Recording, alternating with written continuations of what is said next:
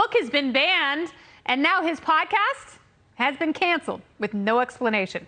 Journalist Andy Ngo says he will not be intimidated by leftist mobs or the big tech mafia now trying to censor him out of his existence. So how can we help him fight back? As you may recall, Andy Ngo has been covering Antifa for years. He's one of the few journalists brave enough to document the group from the inside out as they burn down buildings and hurt cops from coast to coast.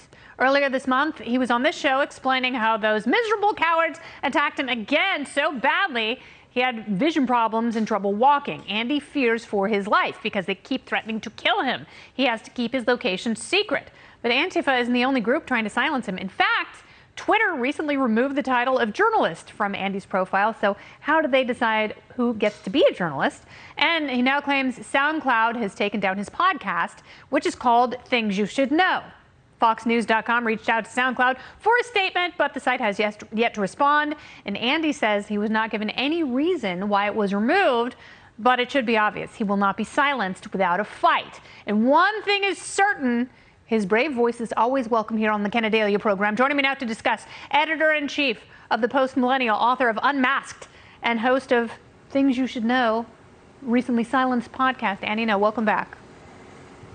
Thank you. So SoundCloud has a long list of reasons why you can be taken off their platform, including if your content is abusive, libelous, defamatory, pornographic, obscene, promotes or incites violence, terrorism, illegal acts, hatred on the grounds of race, ethnicity, cultural identity, religious belief, disability, gender, identity or sexual orientation, or is otherwise objectionable in SoundCloud's reasonable discretion. So what did you violate with your naughty podcast, Andy? Well, I paid fees to have SoundCloud host my podcast, and I actually haven't uploaded an episode in a year because I was working on the book last year. And past guests have included people like Ben Shapiro, Dave Rubin, Jordan Peterson, and some other professors. But over the weekend, I received notice from SoundCloud via email that I was permanently banned for violating quote-unquote community guidelines. Now, as you just listed out, those community guidelines prohibit everything from incitement to violence to terrorism to hate speech to being just plain objectionable. And what's so disturbing is that I have no recourse to find out why I was banned, what is the so-called alleged offending content, and I just have to accept the decision. And this is not something that is broadcast. As we all know how podcasts work. You have to seek them out. And I'm sure there are still plenty of people who could be considered objectionable, at least by that group of pearl clutchers. But they still have podcasts, and they will not give you any explanation at all? No, they haven't. I mean, I wrote to them saying that their accusations are egregious and I demand to know more information because the list of things includes things that are potentially crimes. So if they're accusing me of these things, I need to know more, and I would like to get, my counsel involved if it's particularly, if they're accusing me of crimes, for example, that I haven't committed.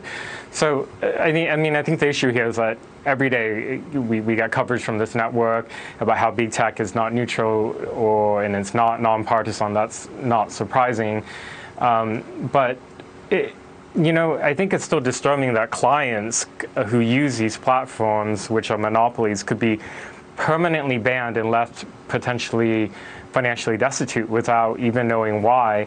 And my question is, for years now, when are lawmakers who talk about these issues actually going to do something? Yeah, they've talked about it, but it's one of the rare bipartisan issues. Like there are only a couple things that people agree on. A lot of people want infrastructure spending. A lot of people want to break up big tech, and everyone wants to free Britney. But they can't agree how to do the middle one. And if for no other reason, for the sake of good business, they should give you an explanation. And, I understand that you are not entitled to be hosted, to have your podcast broadcast on SoundCloud, but still, it just looks like they have bent to this angry, violent leftist mob. That's right. I mean, you mentioned at the top that I have been assaulted. It's been about a month now. And by the way, I wish I could give you an update. There's still been nobody arrested. And Twitter and how its news is curated me has also removed descriptions of me as a journalist. So how do they decide? I want to know who at Twitter decides what is a journalist. Go ahead and give me the definition. What is a journalist? And how do you feel justified taking that designation from someone who performs journalism? Yeah, well, I'm just thankful that places like you and your show can continue to advocate for people like me, because otherwise we don't really have too many people on our side. Who do you think's in more danger, you or Britney Spears? Probably me. Do you think she'd disagree?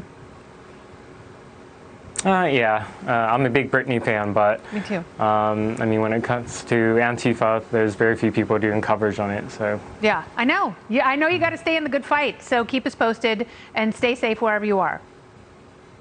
Thank you. Thanks, Andy.